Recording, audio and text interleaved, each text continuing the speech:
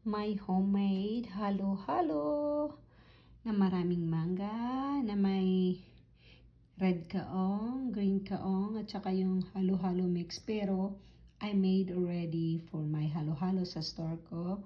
Nasa freezer na, Tapos merong yang coconut or makapuno. Din yan, na puti na, yung isa ng kaong. Din langka, mango and red kaong. Tapos yung red na mango at saka yung ubi jam. Hindi ako nakagawa today ng lychee flan or custard. Kaya yan ang kulang at saka yung banana. Yan ang aking super yummy na halo-halo. Yan ang baka naman kapuso. Kasi yan ang gagamitin ko.